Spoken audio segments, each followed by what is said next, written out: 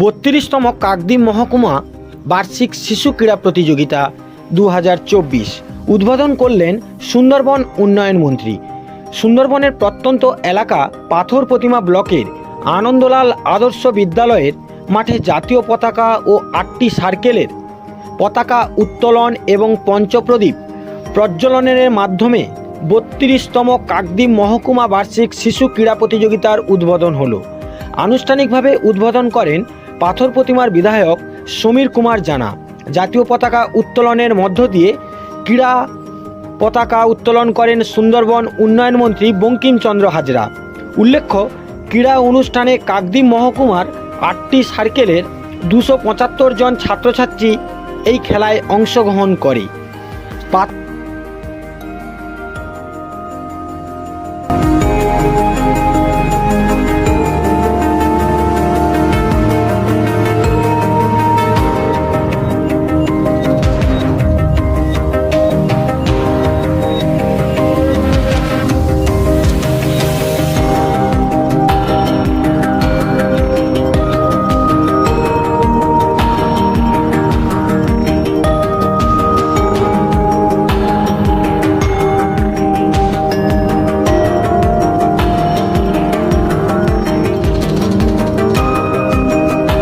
খেলাটা হচ্ছে সুন্দরবনের একদম অত্যন্ত এলাকায় কাকদ্বীপ সাব ডিভিশন এলাকায়, আপনি কি বলবেন এবং যারা শিক্ষার্থী বা ছাত্রছাত্রীর খেলা পার্টিসিপেট তাদের কি বার্তা দেবেন?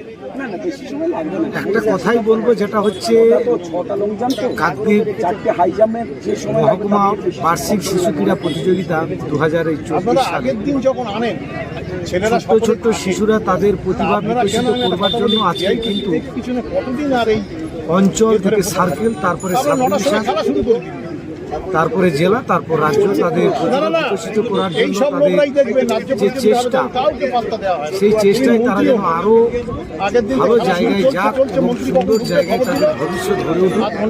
আমার এই কামনা থাকবে, আমার এই প্রার্থনা থাকবে যে তারা সুন্দর জীবনকে এই খেলার মাধ্যম দিয়ে মোহাম্মদ রেজাউল ইসলাম খান, মাদ্রাসা গেমস অ্যান্ড স্পোর্টস কর্মসূচি মাননীয় মুখ্যমন্ত্রী মমতা বন্দ্যোপাধ্যায়ের অনুপ্রেরণা প্রতি বছর মহকুমা ভিত্তিক, রাজ্য ভিত্তিক, জেলা ভিত্তিক এগুলো আমাদের এই শিশু ক্রীড়া অনুষ্ঠান হয়ে থাকে।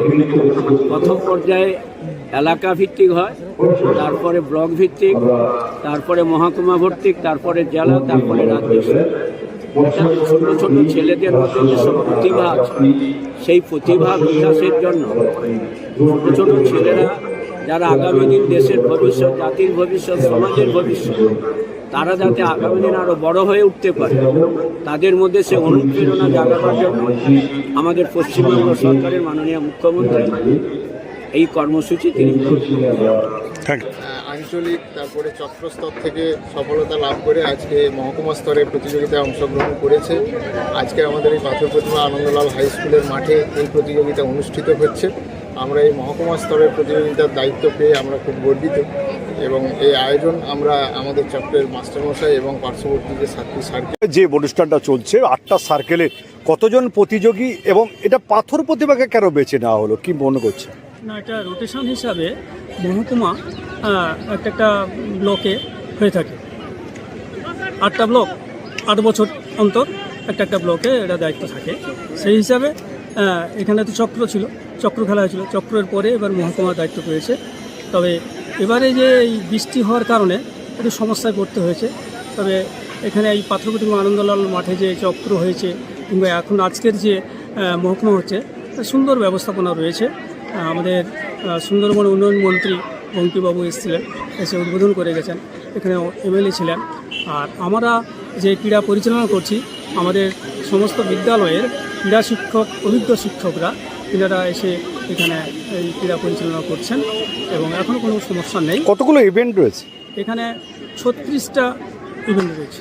36টা ইভেন্ট রয়েছে। এই সার্কেল থেকে, প্রতি সার্কেল থেকে একটা ইভেন্টে ফার্স্ট যে এসেছেন। এবার এখান থেকে যারা ফার্স্ট হবে তারাই কিন্তু জেলাতে খেলতে যাবে। একমাত্র প্রথম। আমার নাম সুখদেব দাস, গোপালনগর উচ্চ বিদ্যালয়ের ক্রীড়া শিক্ষক। আমি এখানে আজকে মুখ্য জাজ হিসাবে অংশগ্রহণ করেছি। পাথর প্রতিমা থেকে নিউ আর বাংলার রিপোর্ট।